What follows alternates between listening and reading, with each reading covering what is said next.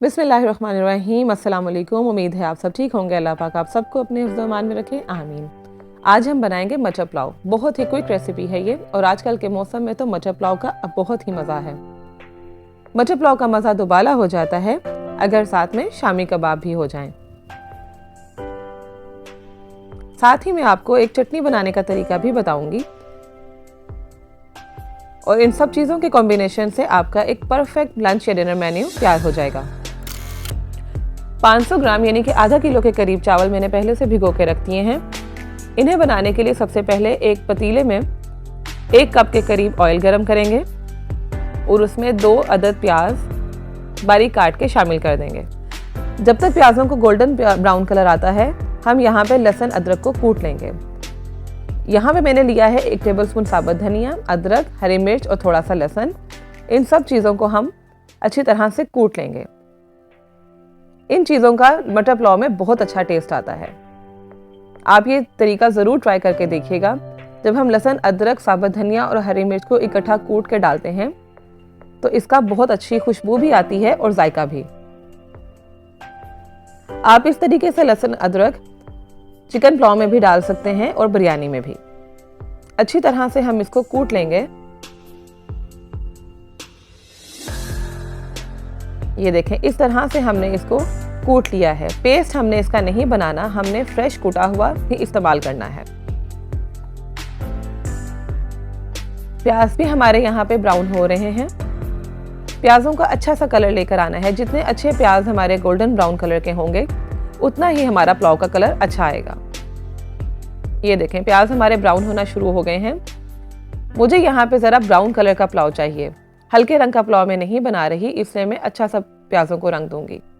जब प्याज़ों को अच्छा सा कलर आ जाए तो इसमें थोड़ा सा पानी शामिल करेंगे। पानी शामिल करने के बाद जो लहसुन अदरक हमने कूट के रखा है वो शामिल कर देंगे। थोड़ा सा इसको हिला लेंगे। उसके बाद हम इसमें 5 से 6 अदद साबुत लाल मिर्चें शामिल करेंगे,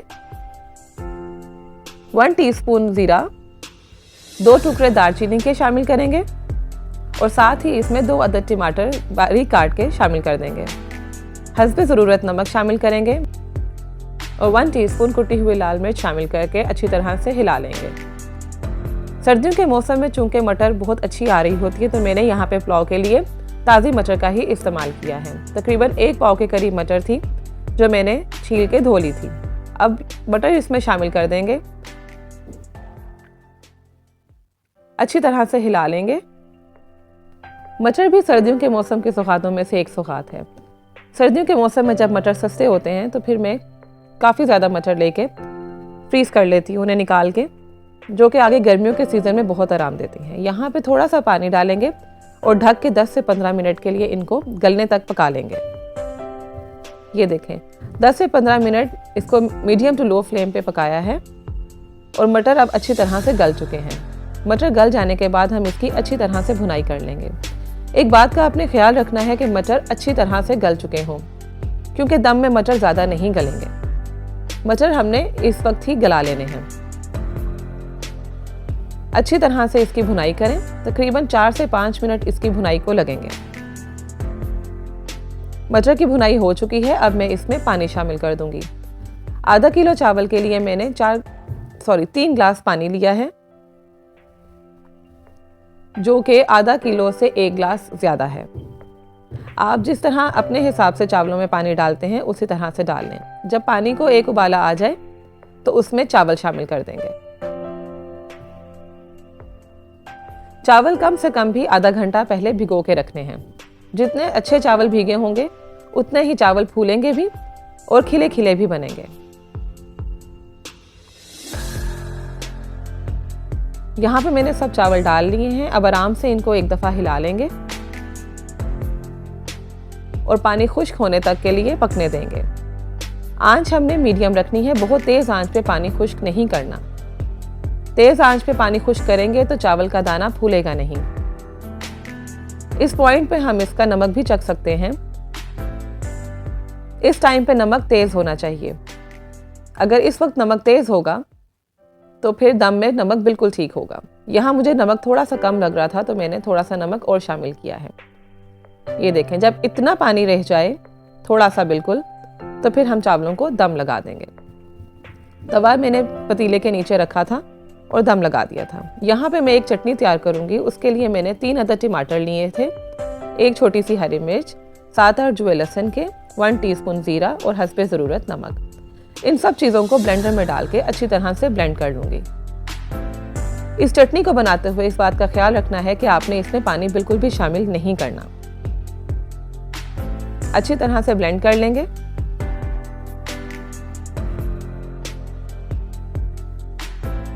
ले, चटनी हमारी तैयार हो चुकी है। अब इसे निकाल लेंगे। इस चटनी का मटर पुलाव के साथ भी बहुत मज़ा आता है और चिकन पुलाव के साथ भी और बिरयानी के साथ भी। आप ये चटनी ज़रूर ट्राई कीजिएगा।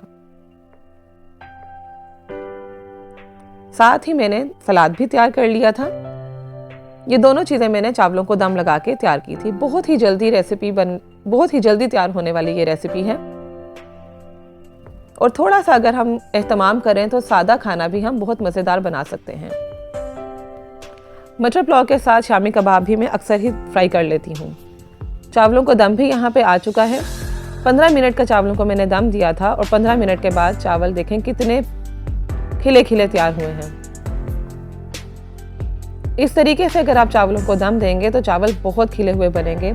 सबसे पहली बात कि आपने 30 से 40 मिनट के लिए चावलों को भिगोना ज़रूर है और दूसरा हल्की आंच, मीडियम आंच पे आपने चावलों का पानी खुश्क करना है। अब मैं चावलों को डिश आउट कर लूँगी। ये देखें, बहुत ही मज़े के चावल हमारे तैयार हुए थे। आप चाहें तो मटर पुलाव के साथ रायता भी बना सकते हैं। मैं अक्सर रायता जो है, जब मटर पुलाव रात के टाइम बनाती हूँ तो साथ रायता तैयार करती हूँ, और अगर दोपहर में लंच टाइम में हम मटर पुलाव बनाएं तो साथ चटनी, सलाद और शामी कबाब फ्राई कर लेती हूँ। आप भी इस तरीके से मटर पुलाव ज़रूर बनाइएगा। ये चटनी भी बनाइएगा, साथ शामी कबाब भी फ्राई कीजिएगा। आपको बहुत मज़ा आएगा। मुझे कमेंट बॉक्स में ज़रूर बताइएगा कि आप मटर पुलाव किस तरीके से बनाते हैं और साथ रायते का इस्तेमाल करते हैं या चटनी का। आपको मेरी रेसिपीज़ और वीडियोस कैसी लगती हैं मुझे कमेंट बॉक्स में ज़रूर बताइएगा। और आज की वीडियो अच्छी लगी हो तो वीडियो को लाइक एंड शेयर करना और चैनल को सब्सक्राइब करना ना भूलिएगा। मिलते हैं अगली रेसिपी के साथ। तब तक के लिए अल्लाह हाफ़िज़।